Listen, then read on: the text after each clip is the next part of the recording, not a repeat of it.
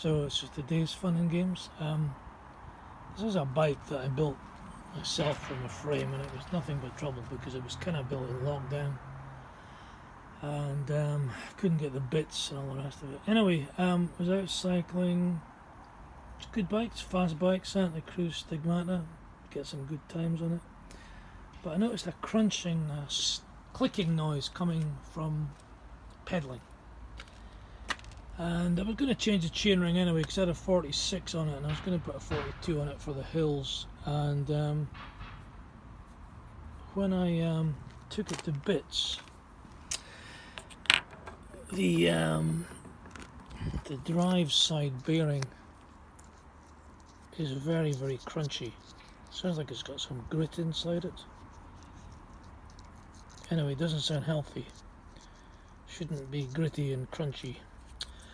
So I changed the bottom bracket. Luckily for me, I had a spare bottom bracket because I bought too many parts when I built this bike. So it's a GXP threaded bottom bracket. Now what these things look like, should you be interested, is you get this plastic bit. I think this is just to make sure you line it up properly.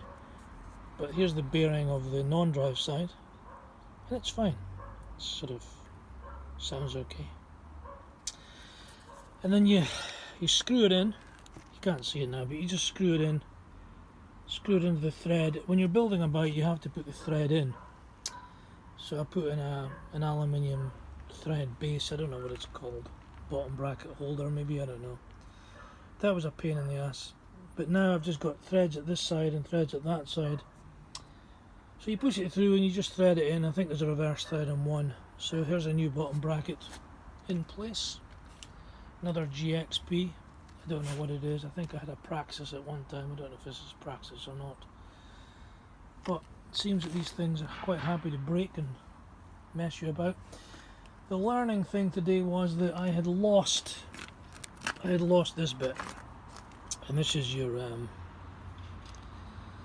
God, what's it called? Self-extracting bolt. But luckily I've got another bike which uses GXP as well, and I took the self-extracting bolt off it to use on this bike, so I'll need to buy a replacement. I can't see a way that you can get this. I was hammering it off with a rubber mallet, which could have damaged it actually. I'm a bit annoyed I did that. But I had race phase bits that just hammered off, but this does need a self-extracting bolt. I don't know how you get them off without this thing. I just didn't realise at the time how important they were. So I'll leave it on this bike just now and buy a replacement for the Cannondale. And I've also taken the opportunity to put on this 42 instead of the 46. Another annoying SRAM thing here is you've got to take the spider off to change the chainring because it's got a hidden bolt and you can't get it off unless you remove the spider off the crank. So quite a lot of work.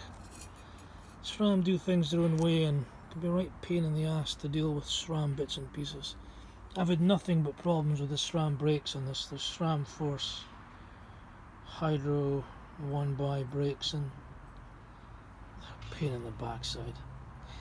Anyway, it's all looking good. Luckily I had a bottom bracket in stock and a chainring in stock.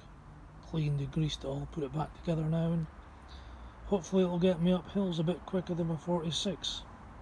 I was okay on the 46, but the 42 should just give me a little bit of extra grunt. So when I put it back together again, there it is, spinning beautifully. There was a noise, another crunching noise from the drive side, and I took it to bits again. Now that I've got the self-extracting bolt working, it's fine. But the crunching noise, took it all apart again, and it seemed to be I'd cleaned it with oil and WD-40, and I think some grit had got into the bearing. So I put some more cleaning stuff through the bearing, give it a good clean, and it seems fine. The only thing I don't like about this is there is a slight gap between the pedal, the crank fixing on the other side.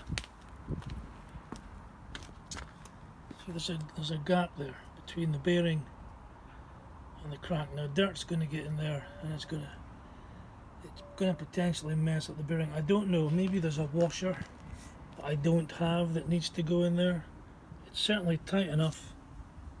It's very quiet and smooth, but it looks to me like something's missing. I don't think you should have a gap like that. Maybe it has to have a gap to move, I don't know.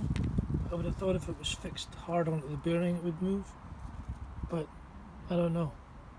Maybe somebody can comment on that. I found, of course, now that I've got a smaller chainring, I'm going to have to reduce the size of the chain, and I'm going to have to clean them. And I took all these jockey wheels off a mountain bike recently and cleaned them. Just dismantled the whole derailleur and put it back together again. These jockey wheels get filthy, and they get onto the all that dirt gets onto the chain. And jockey wheels are much dirtier than the actual cog or the cassette. The cassette's not that bad. So I'll have to clean that now, and I'll have to make the chain smaller, and then I'll maybe have a working bike again. Hopefully the brakes won't fail as they seem to keep doing. So I've just gone all the way today, soaking the cassette in petrol, soaking the chain in petrol, and then tomorrow I'll take off this jockey wheel. What you can do is you can take the jockey wheel assembly out. You can see there's Allen keys here. You can just remove the jockey wheels, soak them in petrol. I might even do that now. The only thing is, sometimes you forget which way around it goes. Oh yeah, it's just attached by one. Well, I'll take this off now and soak it in petrol as well. We'll have basically a brand new bike. Hopefully the pads have not got too contaminated by all this washing. I'm sure they have. They'll need to be cleaned as well. It's quite a job, these modern bikes, and there's so many things to fix, and so much. God, isn't that nice? Look at that, beautiful pedals. They're beautiful, smooth action.